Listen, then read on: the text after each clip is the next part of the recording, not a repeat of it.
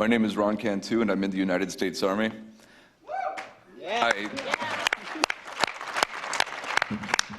I served in Iraq with the 1st Infantry Division from February 2004 to March 2005, and with the 1st Cavalry Division from December 2006 to January 2008. I'm currently stationed at Fort Hood, Texas.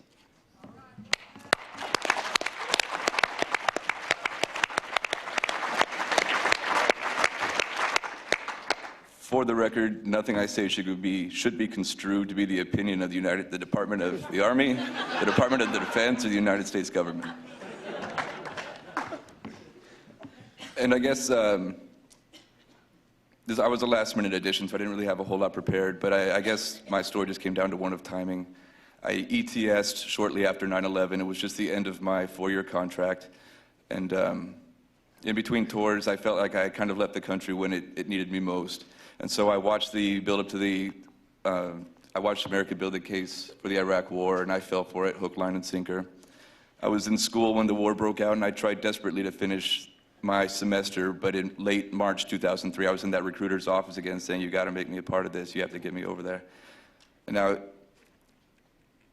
it was just timing, but they could only get me the quickest they could get me out was August 2003.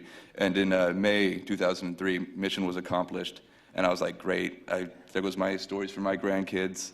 You know, I missed my chance at some honor, but soldiers were still dying. And so I get to my duty station in Germany in September 2003, and I find out I'm going to Kuwait in February 2004. And in December 2003, Saddam Hussein was caught. So for the second time, I thought, great, now the war is really over. And I missed my chance again. But we still went, and by that time, I was extremely skeptical of what was going on over there. And over the course of that year, I felt the same frustration that everybody did. I didn't realize that the war was over then and that the occupation had begun. And so it was all just, the only thing we were fighting for was living one more day. And you know, the frustration that no matter what you do, you're not going to get home any sooner. That even if everybody gave 200%, nothing's going to get you home any sooner. And I felt the frustration of coming home and having to constantly remind myself that America is a country at war, because you wouldn't know when you look around. And I felt the frustration of having to take my boots off at the airport when I was coming home on R&R because I was randomly selected to be searched. You know, when you're being told that you're making progress. Yeah. And it was in between tours. I did a lot of stuff over there that I'm not ashamed of, I'm not proud of, but that was probably better for the rules of engagement panel. And in between tours, I had time to think about the things that I had done and how we went there under false pretenses and how I went there to help the Iraqi people, and that's not what we were doing, and it wasn't out of being malicious at first. We were just trying to survive, and how the frustration grew, and I started to blame the Iraqi people for us being there, and I did want to see Iraq annihilated, and I just wanted to go home. That is what it was what all of us wanted back then, and it's every bit as true in 2007. But I thought I would tell a story of how the First Amendment really came to bat for me. Right before I went on my second deployment is when I joined IVAW, and I started writing posts that got published on the site, and it started getting attention because here was this active duty soldier getting ready to go on a second deployment, and so it got some media attention. And while I was in Iraq, in Baghdad, I was contacted by a reporter. He said he was with Democracy Now! I had never heard of it before. And I agreed that I would do an interview on so-and-so date, and it just so happened that on the date that they called, I was going to be investigated for something entirely different. I had a website that I didn't register with the command in Iraq, the CENTCOM. It's a policy to register all blogs and websites, and I had failed to register this one. They had found it. I didn't know I was going to be investigated until that day. And I remember I was in my commander's office answering questions when my phone started ringing. And I was like, oh man. And she wanted to know who that was, and I said, it's a reporter. And she gave me a direct order not to talk to the media. Now, this reporter was calling me 1 hour before the show was supposed to happen. And yeah, the phone rang constantly. I didn't answer it, and then it stopped. And I was like, great, they just got the hint. And after I was done, my phone rang again, and I answered it. And he's like, do you still want to do this? We go on in 10 minutes. And I said, I don't think I should. I've just been given a direct order not to speak to the media. And he's like, how about if I just give you 30 seconds to say what you have to say to the American people? And I said, I can work with that.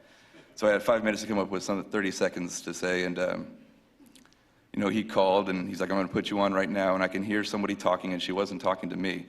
And I thought to myself, oh, God, is this live? So she's like, I heard, and she's like, Ron, are you there? She started asking me questions, and I blew her off, and I just blew through my 30-second blurb in about 5 seconds. And she started asking me questions about, and I didn't know what the interview was even going to be about, but she started asking me questions about the appeal for redress, and I was like trying to come up with an answer on the top of my head, and I was like, go to the website, and after a few more questions, I just hung up the phone. I'm like, whoa, that's done. And 10 minutes later, somebody found me, and he's like, the commander wants to see you in her office right now. And I was sad, because I was like, that's it, I'm going to jail. And I was upset, because having gone to school, you know, in America, I'm like, that's not what this country was supposed to be about. All I did was say things I felt had to be said, that, you know, ask some questions that I didn't think people were asking. I knew IVAW existed, and I had just joined, but I hadn't met anybody yet. And I was kind of weary of anything labeled anti-war at the time, because I've got so many years of military experience. So I said, I'm not going to take this laying down. And I went in there fully prepared for a confrontation, and I shed a tear or two. And I went in there, and she said, I'm rescinding my order for you not to talk to the media. It is, in fact, your right.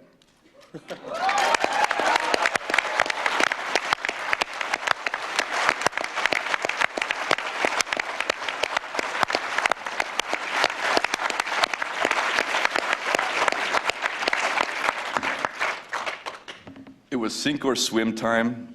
At best, I treaded water. And I came out ahead. And it is our right, and I want the service members and my active duty brothers and sisters to know that that is our right. Like Garrett was saying, we do have the right to dissent within the ranks and also serve honorably. My career has not suffered a bit because of anything that I've done in the year and a half that I've been a vocal member of IVAW.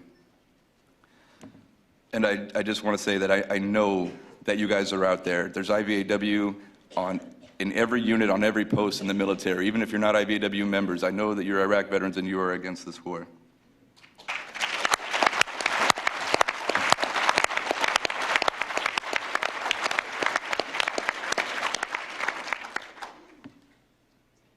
And to everybody else, I want to say, please don't let us be the first generation of veterans to be forgotten while our war is going on.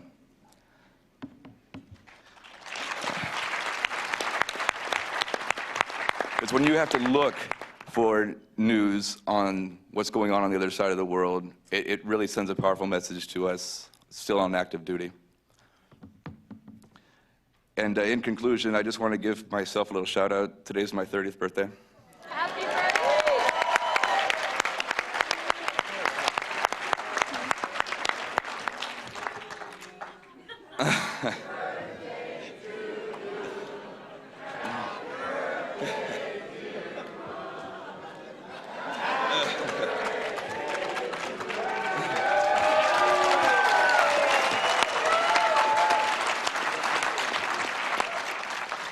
Thank you. But the reason I wanted to say that is I'm doing this for the soldiers over there right now so they can one day see 30 as well.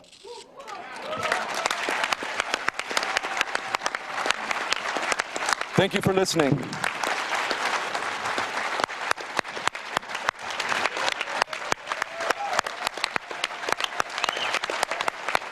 Thank you.